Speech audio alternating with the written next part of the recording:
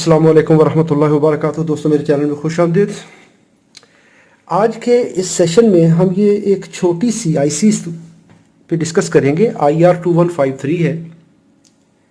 इस पे हम इन डिटेल डिस्कस करेंगे कि ये क्या आईसी है।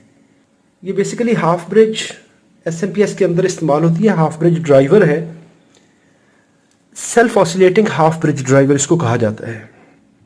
इंटरनेशनल रेक्टिफायर की तरफ से है। ये मेरे व्यूअर्स की तरफ से बहुत ज़्यादा सवाल आए हैं कि सर इसके बारे में एक्सप्लेन कर दें। तो आज की वीडियो में हम इसकी डाटा शीट देखेंगे, कैसे काम करती है ये आईसी, इसके बेसिक एलिमेंट।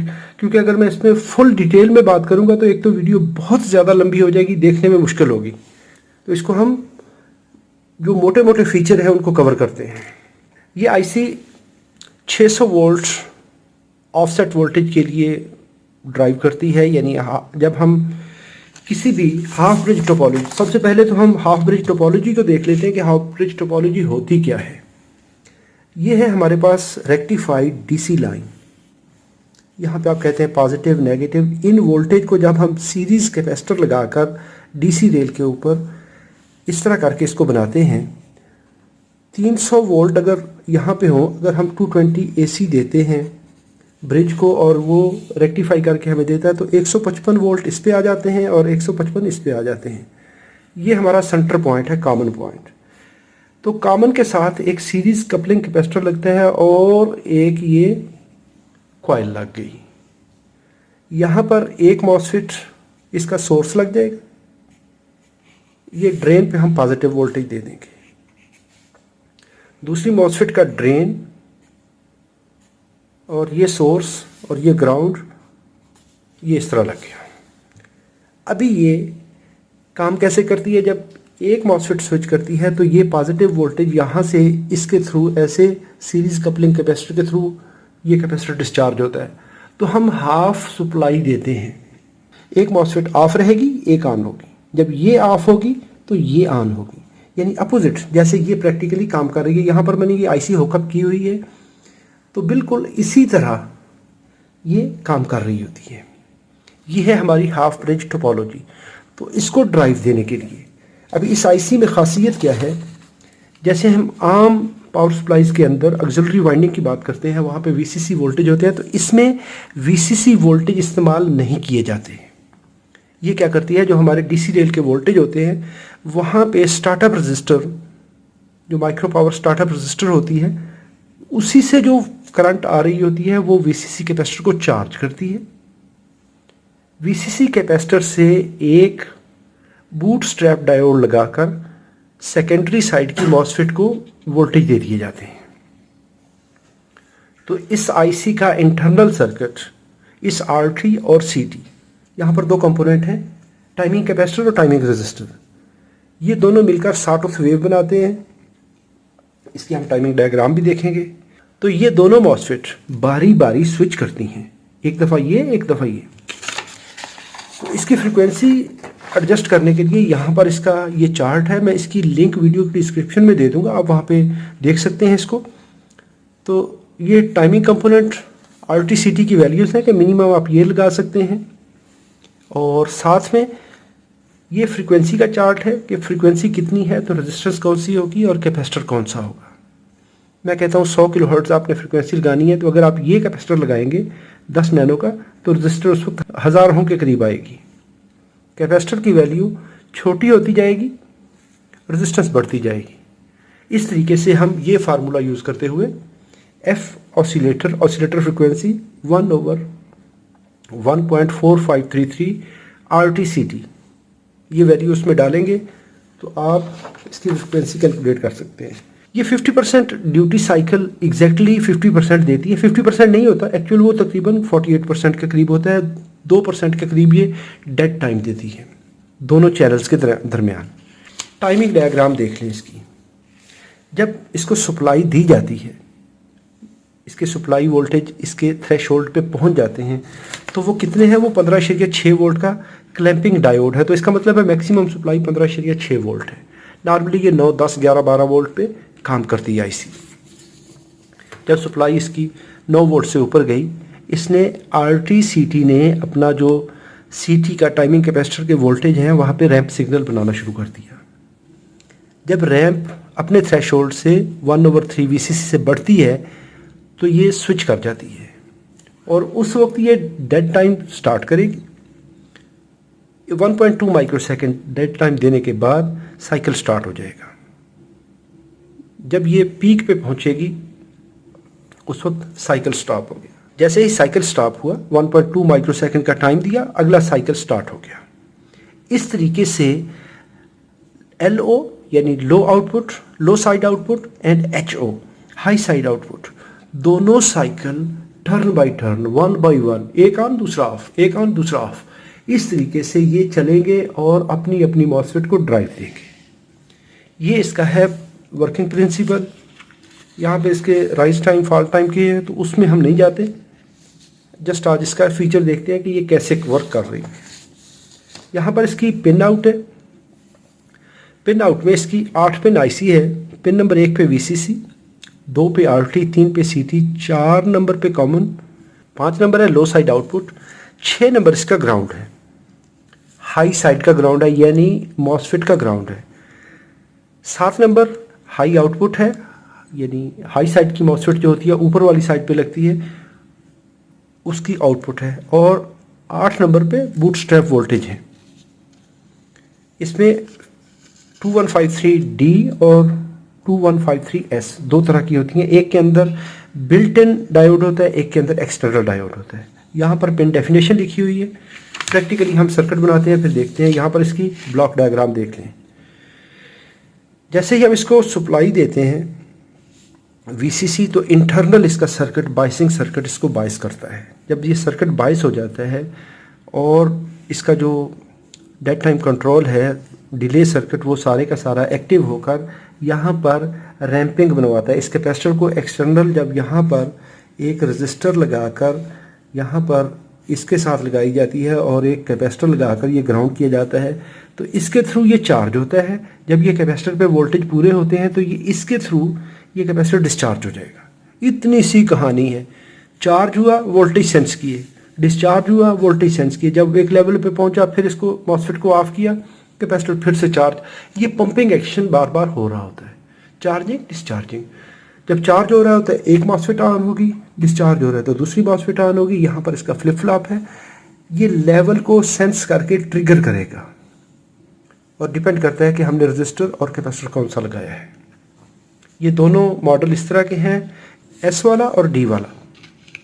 इसके अंदर देखें तो बिल्ट इन डायोड नहीं है, यहाँ पर इसके अंदर बिल्ट इन डायोड होता है। इसमें आप एक्सटर्नल डायोड VCC पिन से एक एक्सटर्नल डायोड यहाँ पर कनेक्ट करते हैं। लेकिन इस IC में जो D मॉडल है वहाँ पे पिन नंबर 1 और 8 के दरमियान डायोड इन अंदर लगा हुआ है और यहाँ पे हमें बाहर से लगाना पड़ता है ऐसे। और ये 1N4007 डायोड जो आम सादा सप्लाइयों में लगता है वो डायोड लगाते हैं। तो इससे क्या होता है कि ये सप्लाई वोल्टेज हम यहाँ पे पास करवा रहे होते हैं। VCC का अपर वोल्टेज वो है 9 वोल्ट। जब 9 वोल्ट से ऊपर जाएगी तो ये IC स्टार्ट हो जाएगी, 8 से नीचे जाएगी तो ऑफ हो जाएगी, 15.6 पे कट ऑफ कर देगी। वो है इसका अपर लेवल क्लैंप। और यहाँ पर इसकी 75 माइक्रो एम्पियर से लेकर 150 माइक्रो एम्पियर तक आप micro power startup VCC register calculate कर सकते हैं। तो उसके लिए जो नॉर्मल फार्मूला होता है V सप्लाई माइनस VCC जो 15.6 है मैक्सिमम वो कंसीडर किए जाते हैं, ICC जो हमारी चार्जिंग करंट है वो लेंगे। तो यहाँ पर सप्लाई वोल्टेज अगर आपके पास 310 वोल्ट है और 15.6 और करंट आप 75 माइक्रो एम्प, ये है स्टार्टअप करंट। यहाँ पे एक और देखने की चीज़ है, इसमें चूँकि ऑक्सिलरी वाइंडिंग नहीं होती इस ट्रांसफार्मर में तो इसको इसी सर्किट से ही बायस किया जाता है। तो जब आप इसको डिज़ाइन करते हैं तो इसकी जो करंट है वो भी आपने मेंटेन रखनी है, अदरवाइज ये IC प्रॉपर स्विच नहीं करती। तो इसकी जो नॉर्मल वर्किंग करंट है फिर उसको भी साथ लेके चलना पड़ता है कि डेड टाइम कितना देना है। इसका ऑसिलेटर सेक्शन में यहाँ पर उसने बताया है कि जी अगर CT 1 नैनो का होगा और रजिस्टर अगर 36.9 के 37K की लगाएंगे तो 20 किलोहर्ट्ज़ पे स्विच करेगी। अगर 7.43 हो जाएगी रजिस्टर वैल्यू तो 100 किलोहर्ट्ज़ हो जाएगी। Duty cycle 50%। अभी हम क्या करेंगे, यही इसकी पिन आउट। इसको सामने रखते हैं और अगर आप टेस्टर बनाना चाहते हैं इसका तो कैसे बनाएंगे। एक सप्लाई पकड़िए 12 वोल्ट की, पिन नंबर 1 को दे दें VCC को, और पिन नंबर 2 पे, ये पिन नंबर 2 है RT इसको कहते हैं, तो इस पे आप एक रजिस्टर लगाएंगे। एक रजिस्टर लगाकर पिन नंबर 3 को दे दें, ये है CT पिन, और पिन नंबर 3 से ऐसे उठाएं और एक कैपेसिटर लगेगा। पिन नंबर 4 को दे दें, पिन नंबर 4 है ग्राउंड। ये 4 पिन एक साइड भी होगी। 5 नंबर पिन ये है लो आउट, तो इससे आप ये लो साइड की मॉसफेट की ड्राइव मिलेगी।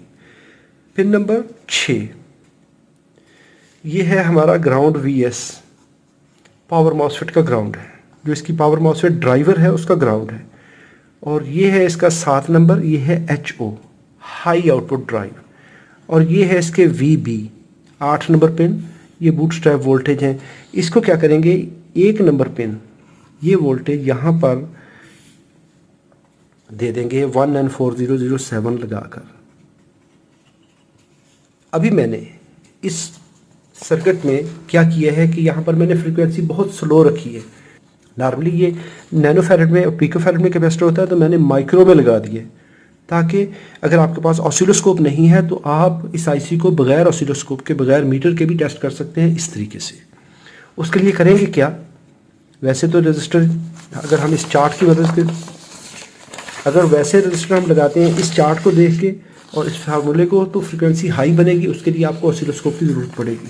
लेकिन DSO के बगैर हम क्या करेंगे, पिन नंबर 2 पे जो मैंने रजिस्टर लगाई है, एक मैंने ये लगाई है 50K की, अगर आपके पास 50 नहीं है तो 47 लगा लें, और फिर मैंने यहाँ पर एक 100K का पोटेंशियल मीटर लगाया है। इसका जो वेरिएबल है, स्लाइडर आर्म है, उसको मैंने ये 2 नंबर पिन और इसको 3 पे लगा दिया, और पिन नंबर 3 पे मैंने क्या किया है, ये कैपेसिटर लगा के पिन नंबर 4 को दे दिया। ये है 4.7 माइक्रो का। इससे क्या होगा कि हमारी फ्रीक्वेंसी तकरीबन 1.5 हर्ट्ज़ के करीब आती है। चलिए मैं टेस्ट सर्किट प्रैक्टिकली बना लेता हूँ। यहाँ पर मैंने ये मॉड्यूल लगाया है, ये बूस्ट कन्वर्टर है। अभी इस सर्किट को हम प्रैक्टिकली असेंबल करते हैं इस डायग्राम की मदद से, ताकि आपको बनाने में कोई दिक्कत ना हो। वरना आप इसका स्क्रीनशॉट लेके अगर ख़ुद बना सकते हैं तो वो बेहतर है, लेकिन मैं आपको डिमॉन्स्ट्रेट करना बेहतर समझता हूँ ताकि आपको कोई दिक्कत ना हो बनाने में। ये बूस्ट कन्वर्टर मुझे 9 वोल्ट दे रहा है, आप इसको 12 वोल्ट सप्लाई दे दें वो ठीक है। ये मैंने इसको 5 वोल्ट दिए हैं इस मॉड्यूल को, ये मुझे दे रहा है 9 वोल्ट। इसको मैं चलें आपकी आसानी के लिए, ताकि कोई किसी किस्म की कन्फ्यूजन ना रहे, तो मैं इसको 12 ही कर देता हूँ, ताकि आप नॉर्मल जो 12 वोल्ट है आप 9 वोल्ट सप्लाई भी ले लें। बाज़ बात 9 वोल्ट पे ये काम नहीं करेगा, क्योंकि IC टू IC डिफ़र करेगा। तो बेहतर ये है कि मैं सप्लाई आपको उतनी ही बना के देता हूँ। ये चलें जी, मैं ये 12 वोल्ट कर दिए। अभी 12 वोल्ट सप्लाई इसको दे दें और मैं इस सर्किट को नए सिरे से असेंबल कर लेता हूँ।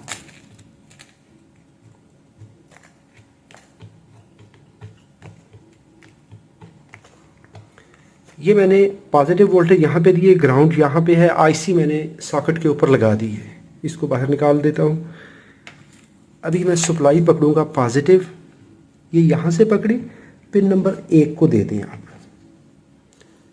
मैं यहाँ पर ये 1N4148 लगा रहा हूँ, तो आप 1N4007 जो हमारा नॉर्मल रेक्टिफायर होता है वो यूज़ करें। 8 नंबर पे इसकी पट्टी वाली साइड लगेगी, 1 नंबर पे एनोड, 8 पे कैथोड। मैं एक रजिस्टर ये ले रहा हूँ 50K की,